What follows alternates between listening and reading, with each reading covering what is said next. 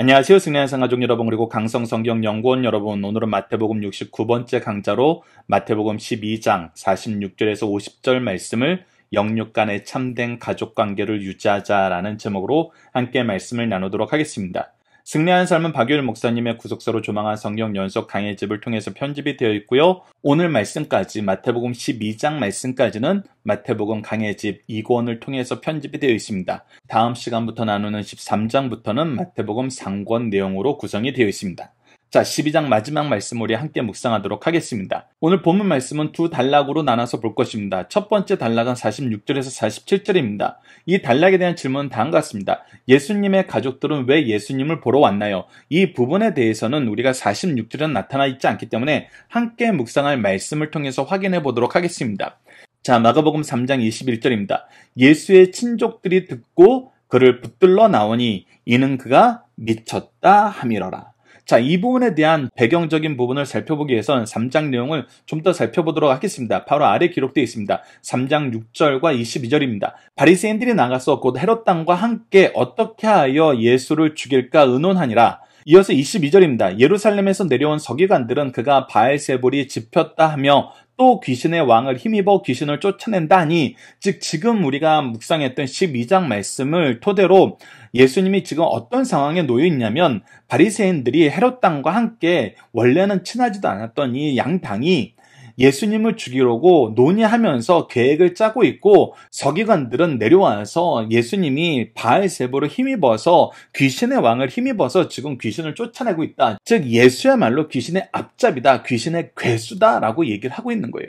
자, 그러니까 예수님을 말리려고 오는 겁니다. 자, 그래서 우리가 함께 묵상할 말씀을 통해서 확인할 수 있는 것은 46절에 예수님의 가족들이 왜 예수님을 방문하러 왔는가 했을 때, 예수님이 미쳤다라는 소식이 들려오고 사람들은 예수님을 죽이려고 하고 귀신의 괴수라고 모함이 들려오니까 이거 막아야 되겠는 거예요. 이거 멈추게 해야 되겠는 거예요. 이거 더해서는 위험해 보인다는 거예요. 즉 예수님이 하시는 일이 예수님과 그의 가족들에게 도무지 좋아 보이지 않는다는 거예요. 그래서 멈춰주길 원하는 마음으로 지금 예수님께 나온 것입니다. 그래서 46절을 보면은 예수께서 무리에게 말씀하실 때 그의 어머니와 동생들이 예수께 말하려고 밖에 섰더니, 즉 말리려고 온 거예요.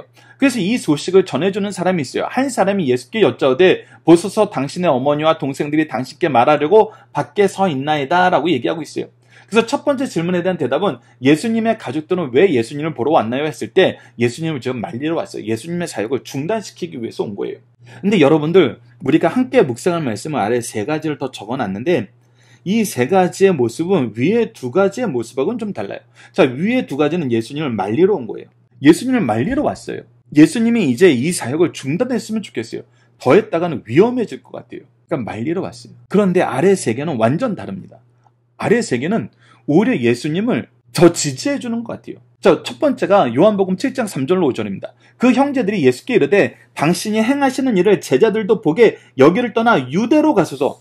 즉 유대로 가셔야 된다는 겁니다. 더 좋은 물에서 놀아야 된다는 거예요. 스스로 나타나기를 구하면서 묻혀있는 사람이 없나니, 즉 예루살렘 인근 지역으로 가서, 즉 수도로 가서 많은 사람들이 모이는 그곳으로 가서, 항상 사람들이 붐비는 그곳으로 가서 거기서 예수님을 나타내셔야 됩니다. 자신을 세상에 나타내서 그곳에서 예수님이 인기를 얻어야 됩니다. 전방에서 일하시면 안 돼요. 이렇게 조언을 하는 것입니다.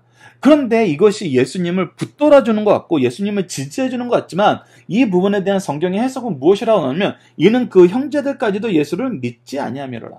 그 형제들도 예수님이 메시아이심을 믿지 못해요. 그리고 여기서 예수님을 믿지 아니한다라는 표현 안에는 무엇이 들어있냐면, 예수님을 통해서 이루시고자 하시는 하나님의 뜻이 무엇인지 모른다는 표현이 들어가 있는 거예요. 그래서 위에 두 개가 말리러 왔다면 아래 세 개는 예수님의 사역의 방향을 수정하려고 그래요. 말리는 것과 수정하는 것은, 이거는 멈추게 하는 거고 수정하게 하는 건 내가 일부 지지하면서 힘을 더해주는 것 같지만, 이 두 가지가 하나님의 뜻을 거역한다는 입장에서는 똑같습니다. 근데 우리가 이 위에 두 개는 예수님을 거역하는 거, 아래 세 개는 예수님을 지지하는 거, 이렇게 우리가 세상적으로 해석할 때가 있어요.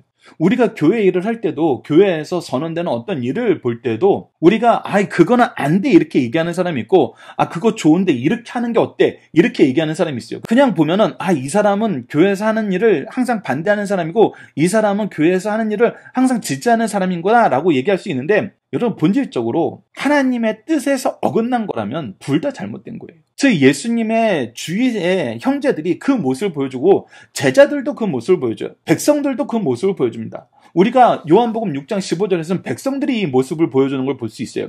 그러므로 예수께서 그들이 와서 자기를 억지로 붙들어 임금 삼으려는 줄 아시고, 이것이 어느 말씀 다음에 기록되어 있는 거냐면 바로 오병이어의 기적이 일어난 다음에, 예수님을 통해서 이 놀라운 역사를 경험하게 한 다음에 사람들이 예수님이 이제 왕이 되어야지 우리의 소망이 이루어질 수 있다라고 생각을 해버린 거예요. 즉 정치적인 왕으로서 이 예수님이야말로 부족함이 없다.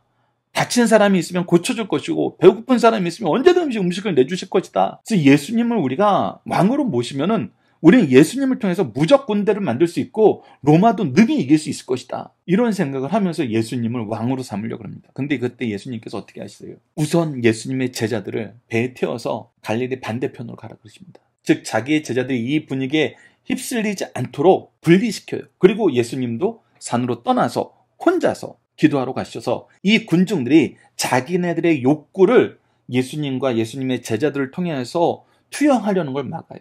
여러분들 사실 이러한 거는 세상 정치인들이 너무나 하고 싶어 하는 거예요. 사람들이 자기네 소망을 나에게 투영해서 나를 통해서 그것이 이루어지길 원하는 것이 바로 지지율을 올리는 거거든요. 그래서 세상 사람들 이거 정말 하고 싶어 하는 거예요. 그 의도가 악하던 선하던 정말 이런 위치에 있고 싶어 해요. 근데 예수님은 어떻게 해요? 그 자리에서 떠나세요. 왜? 그것이 하나님의 뜻과 다른 거니까. 하나님의 뜻을 수정하려는 것이니까. 결정적인 것은 우리가 마태복음 16장에서 볼 수 있죠. 이 부분은 우리가 고난주간에도 살펴보는 것인데, 자, 마태복음 16장 하면 무엇이 생각납니까? 마태복음 16장 16절에 베드로의 신앙 고백이 나타나죠. 주는 그리스도시요 살아계신 하나님의 아들이십니다. 이때 예수님께서 뭐라고 얘기합니까? 시몬아 내가 복이 있다. 이것을 알게 하신 이는 하나님이다. 그리고 이 믿음 위에 반석 위에 교회를 세우리니 음보의 세력이 이기지 못하고 이것을 통해서 생명 없는 역사가 일어나는 교회를 세워주시겠다고 약속해요. 그리고 나서 무엇을 얘기하시냐면, 고난주간에 나누는 말씀 것처럼 예수님께서 이제 올라가시면 고난을 당하시고 죽게 되고 부활하실 것을 얘기해요. 죽고 부활하실 것을 얘기하자 베드로가 이런 반응을 보입니다. 베드로가 예수를 붙들고 항변하여 이르되, 이 항변하다는 것이 원어적인 의미가 훈계하다는 뜻이에요. 어찌 그렇게 미련한 생각을 하십니까? 어찌 그렇게 어리석은 생각을 하십니까? 그게 가당키나 합니까? 그러면서 뭐라 하면 이르되 주여 그리하지 마옵소서, 이 일이 결코 죽게 미치지 아니하리다. 이 얘기는 뭐냐면 제가 이거 온몸으로 막을 거예요. 그런 일이 절대로 일어나지 않도록 내가 책임지고 막을 거예요. 하나님의 뜻을 얘기하는데 예수 그리스도께서 누구신지 믿고 고백한 이 베드로가 하나님의 뜻을 맡겠대요. 그때 예수님이 뭐라 그러십니까? 예수께서 돌이키시면 베드로에게 이르시기를, 사탄아 내 뒤로 물러가라. 너는 나를 넘어지게 하는 자로다. 내가 하나님의 일을 생각하지 아니하고 도리어 사람의 일을 생각하노도다. 즉 하나님의 일을 생각하지 않고 사람의 일을 생각하는 거, 하나님의 뜻을 수정하게 하려는 거, 이거 잘못된 거라는 거예요. 이거 고쳐야 된다는 거예요. 그래서 멈추게 하는 거, 수정하게 하는 거, 이 모든 것은 잘못된 것입니다. 예수 그리스도를 따르고 예수 그리스도를 사랑하고 예수 그리스도와 함께한다 그러면서 하나님의 뜻을 막거나 수정하게 하려는 것은 우리가 주의해야 됩니다. 그래서 예수님이 이제 뭐라고 얘기하십니까? 두 번째 단락입니다. 48절에서 50절. 이 단락에 대한 질문을 먼저 보도록 하겠습니다. 예수님은 육적인 가족보다 더 강한 영적인 가족이 되는데 무엇이 기준이라고 말씀하십니까? 자, 48절 보시죠. 말하던 사람에게 대답하여 이르되, 누가 내 어머니이며 내 동생들이냐 하시니, 이 얘기가 뭡니까? 예수님이 나는 어머니도 형제도 없어 이렇게 얘기하는 거 아니에요. 예수님이 얼마나 어머니를 사랑하시고 하나님 말씀 안에서 형제를 사랑했는지는 예수님이 십자가에 죽으시는 그 순간에도 어머니를 향한 사랑을 하나님이 나에게 맡기신 섬김의 도를, 공경함의 도를 지키신 걸 통해 나타나고 있어요. 요한복음 19장 26절로 27절을 보시죠. 예수께서 자기 어머니와 사랑하시는 제자가 곁에 서 있는 것을 보시고 자기 어머니께 말씀하시되, 여자여 보소서 아들이니다 하시고 또 그 제자에게 이르시되 보라 내 어머니라 하신대 그때부터 그 제자가 자기 집에 모시니라. 그리고 성경에서는 부모 공경하는 거, 형제를 돌보는 건 너무나 중요하다고 얘기합니다.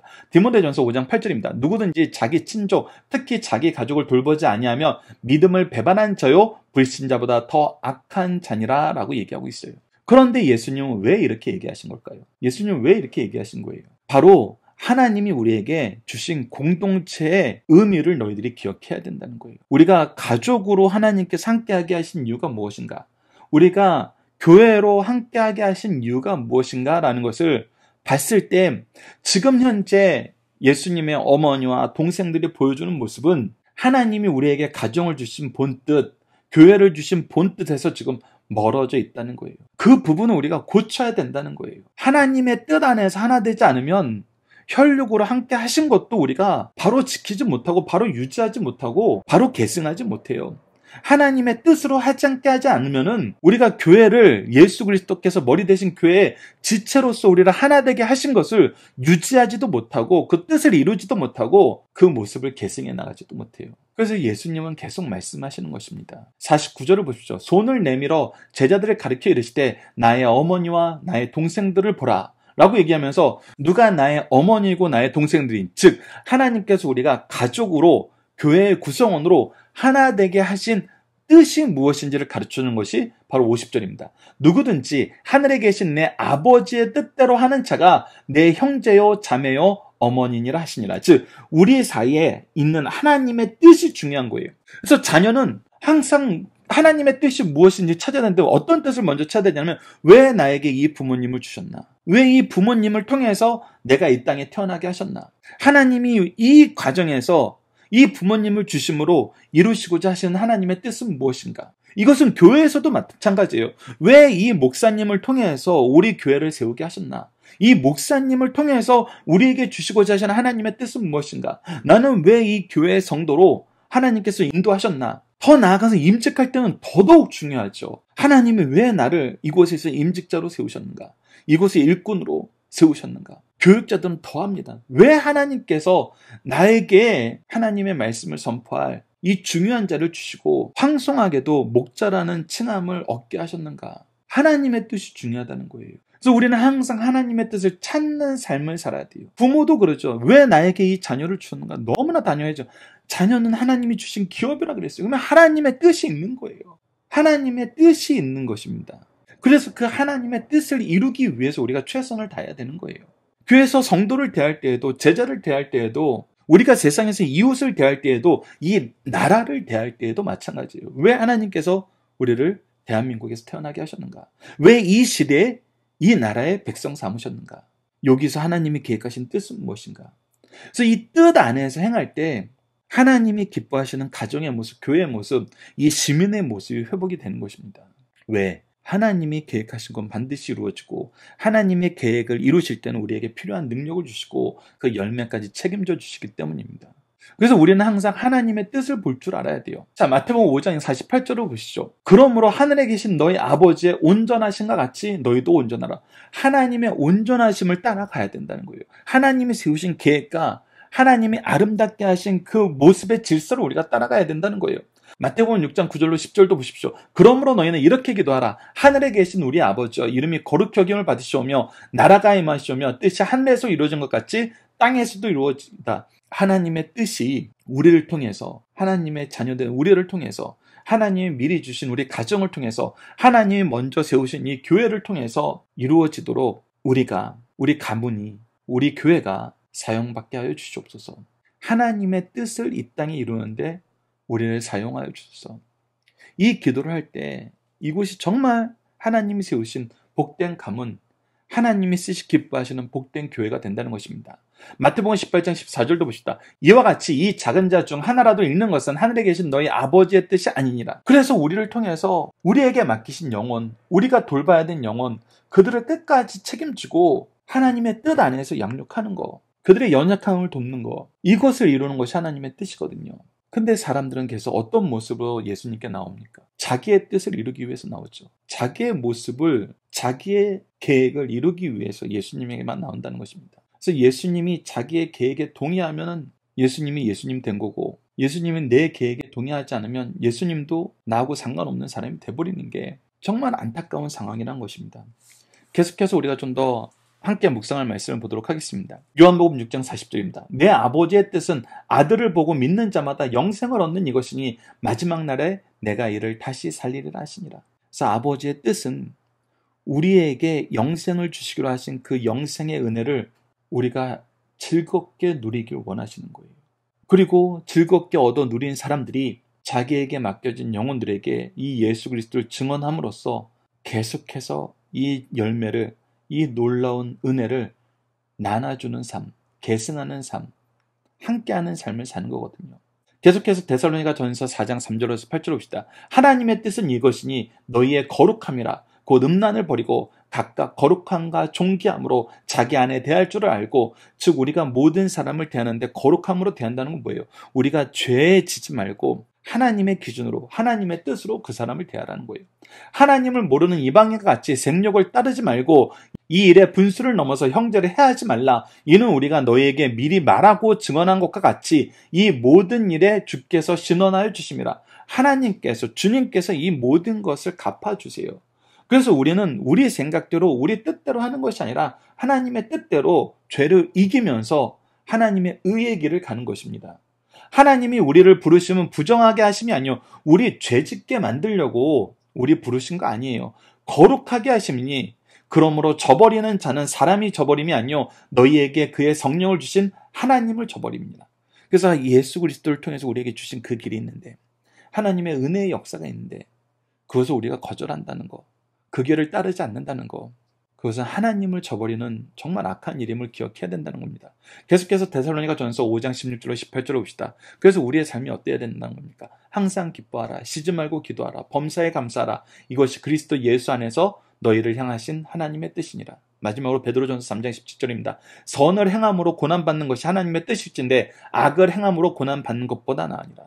그래서 우리가 악으로 악을 이기는 삶을 사는 것이 아니라 선을 지킴으로 악을 이기는 삶을 사는 것입니다.